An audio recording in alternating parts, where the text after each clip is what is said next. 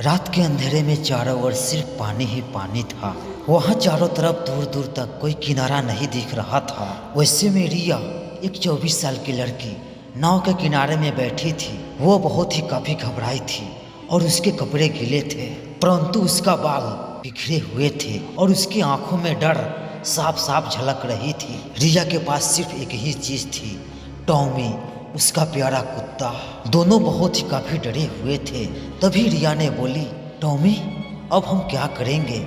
हम लोग तो यहाँ फंस चुके हैं। रिया को याद आया कि हम इस नाव पे आए कैसे, परंतु हम तो परिवार के साथ एक क्रूज पर थे जहाँ एक पार्टी हो रही थी और सब कुछ ठीक ठाक चल रहा था और किसी ने गलती से नाव का रस्सी खोल दी और रिया उस छोटे से नाव में बैठी हुई थी, परंतु वो नाव बहुत ही तेजी से दह रहा था और उस नाव से बहुत ही काफी दूर निकल चला था। रिया बहुत ही काफी घबरा गई थी। रिया ने सोची कि अब हम करें तो क्या करें।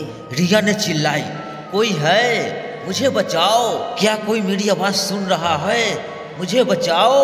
लेकिन वहाँ चारों तरफ अंधेरा ही अंधेरा कायम था और रिया की आवाज किसी ने नहीं सुना और नाव बहुत ही काफी आगे निकल चली थी। मगर रिया सुनसान समुंदर में वो अकेली थी और उसके साथ एक कुत्ता टॉमी था। अचानक से रिया ने महसूस किया कि मेरी नाव धीमी हो चुकी है और इसे कोई खींच रहा है। रिया बहुत ही काफी डर चुकी थी, लेकिन रिया ने जब नीचे झाँक कर देखा तो नाव के नीचे बहुत ही काफी हलचल हो रही थी।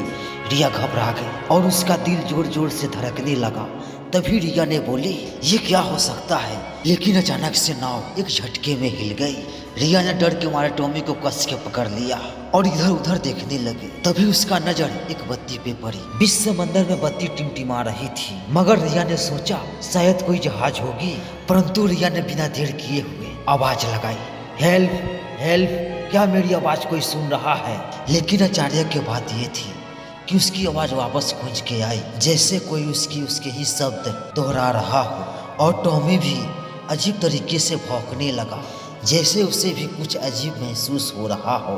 मगर थोड़ी देर बाद रिया ने देखा कि उसका नाव एक दिशा में धीरे धीरे बहने लगी थी, जैसे उसे कोई खींच रहा हो, मगर पानी में कुछ नजर नहीं आ रहा था। लेकिन थोड़ी देर बाद रिया के सामने एक टोपी दिखाई दे रहा था, लेकिन रिया को अपनी आंखों पर यकीन नहीं हो रहा था और उसने सोचा शायद मुझे वहाँ पे कोई मदद मिल सके और उसने नाव को आगे बढ़ाने लगी। लेकिन रिया जब उस टोपी के पास पहुंची तो उसे एहसास होने लगा कि ये जगह इंसानों का नहीं है। रिया ने देखा कि वहाँ कोई इंसान नहीं था, बस सूखे पेड़ और रेत दिखाई दे रहे थे और आखिरकार रिया बहुत ही काफी घबराने लगी। रिया जैसे तैसे अपनी हिम्मत जुटाकर उस नाव से उतरी और इधर उधर देखने लगी। दोस्तों, कहानी अभी एंड नहीं हुआ है।